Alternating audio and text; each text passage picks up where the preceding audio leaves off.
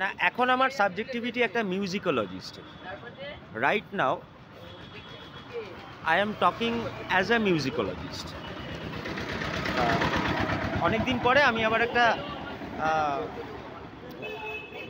গান বাজনার অনুষ্ঠানের সাথে ইনভলভড হয়েছে। এবার সলিল চৌধুরী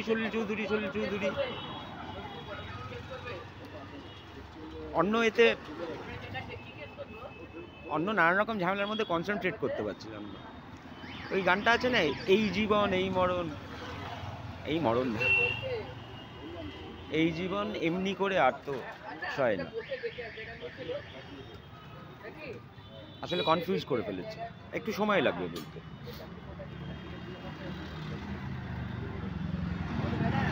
প্রত্যেক কম্পোজারেরই তো একটা টাইপ থাকে।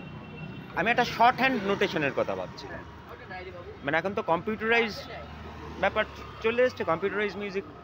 তো প্রিলিউডটা দেখলাম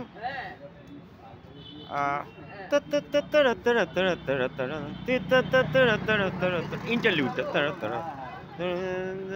কর্ড চারটার কথা, তার মানে একটা মেজর সিক্সথের উপর হচ্ছে আর একটা ডমিনেন্ট সেভেন্থের উপর হচ্ছে।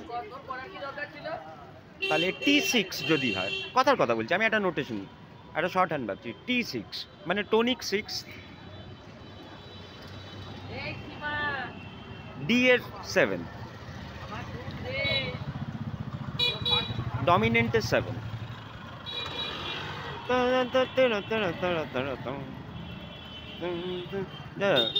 তারপরে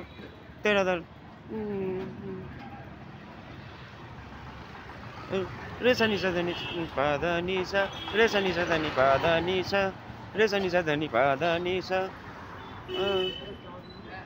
দেখো সঙ্গে আবার একটা ফিফথের ডিফারেন্সে টিপিক্যাল বাক। নম্বি তুমি যে নমে খুশি ননে না কো আদিনে শুরু হয়ে নানে স্বর্গ করে যাব রচনা, টিপিক্যাল। এটাতে এলো, সুপার টনিকের মেজরটাতে গেল, এই যে এটা। তা ওই Yuval হ্যারারির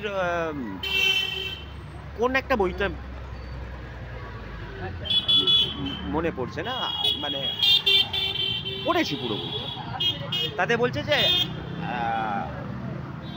artificial intelligence Johann Sebastian বাকের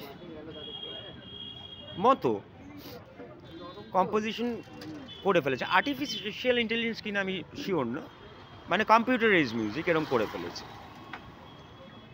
মানে টাইপ যেটা হঠাৎ করে অডিয়েন্স ধরতে পারেনি, মানে অডিয়েন্স বলছে এটা বাক, হয়তো এরকম শুনে এটা চিন্তা করছিলাম।